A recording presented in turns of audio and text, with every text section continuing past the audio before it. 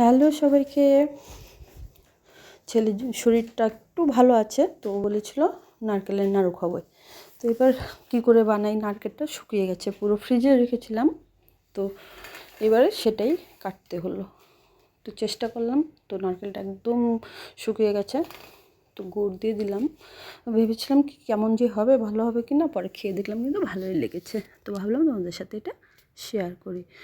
তো বেশ কখানা এলাচ আমি একটু থেতো করে নেব, কেন কি ওই নারকেলটার গন্ধটা একদম নষ্ট হয়ে গেছে। তো গুড়টাকে একটু পাক দিয়ে নেব।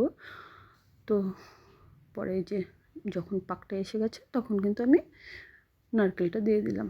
তো ভালো একটু করে কষিয়ে নেব যতটা ওই তোমার আঠা না হয়ে আসে।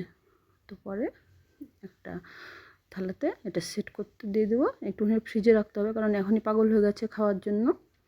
তো করে রেখে ঠান্ডা করে নামিয়ে কেটে নেব চাকু দিয়ে।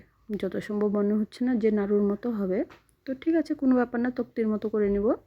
তো এটা এইভাবে কিন্তু আমি বানালাম, আর এত টেস্ট হয়েছিল না শুকনো নারকেল দিয়ে। তো ওই যে হয়েও গেছে সেট, আমি নামিয়ে নিয়েছি, খাওয়া কিন্তু শেষ, ওটা কিন্তু খেয়েছে, আরও খাবে করে পরে কেটে দিলাম আমি। তো যাই হোক, খুব কিন্তু টেস্ট হয়েছিল, এই জন্য ভাবলাম তোমাদের সাথে শেয়ার করি। তো শুকনো নারকেল দিলেও এত সুন্দর হয়, তো না খেলে কিন্তু বুঝতে পারবে না। তো একবার খেয়েও ট্রাই করো আর কমেন্ট করো। চলো টাটা, ভালো থেকো।